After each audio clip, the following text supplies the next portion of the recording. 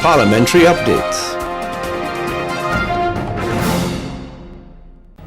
Participants continue training for their big day in the Parliamentary Chamber for the 14th National Youth Parliament scheduled for October 2016. This time, they were educated in the fundamental function of the legislature, the process of lawmaking.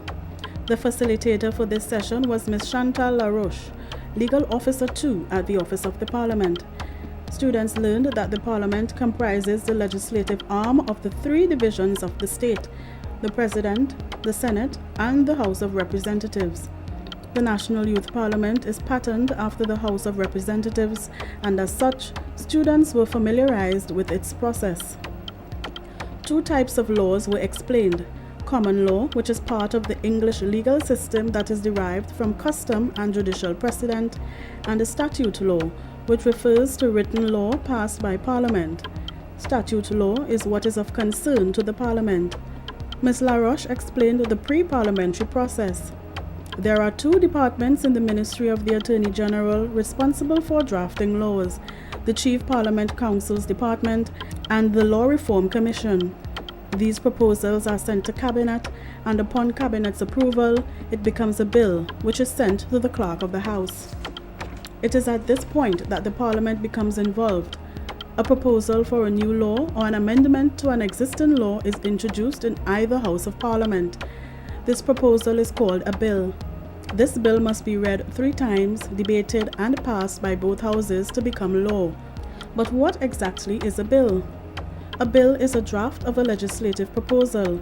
It can consist of proposals to deal with any matter affecting people's lives, such as the imposition of new taxes or a system of proportional representation for local government elections. There are 3 types of bills: private bills, which relate to the particular interest or benefit of any person or persons, public company or corporation; public bills or government bills, which are introduced by a minister or parliamentary secretary and relate to public policy; and money bills, which are proposed laws that address how money will be allocated to the various ministries, state agencies, and statutory authorities, or how taxes will be imposed. A bill must go through several stages before becoming law. The first is the introduction and first reading.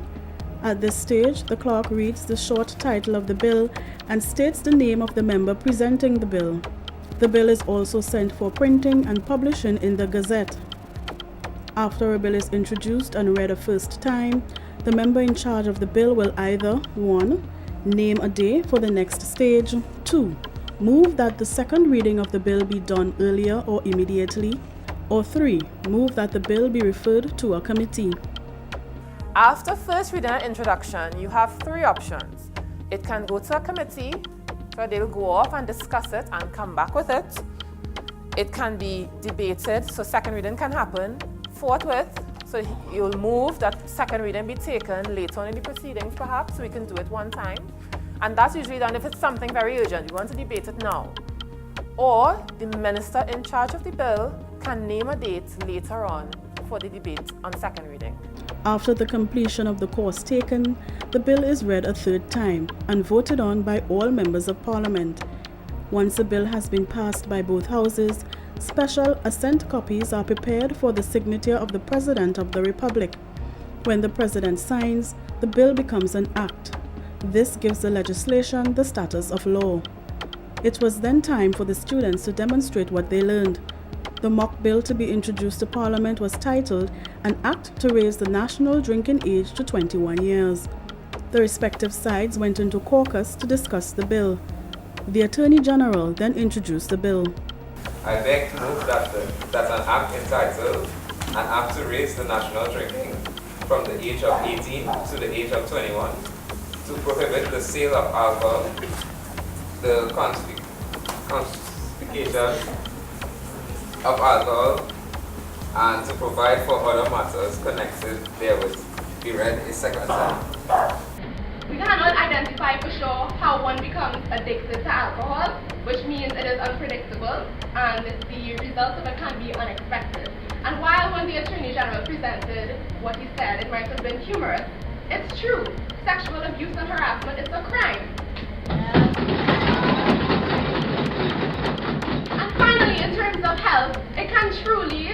retard the development of your brain. If you cannot function, your brain is like your powerhouse. If you go and destroy your powerhouse, how are you supposed to carry out simple duties?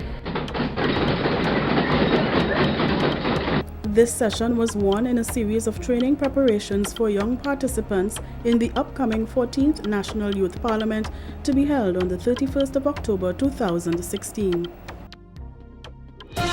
Parliamentary updates.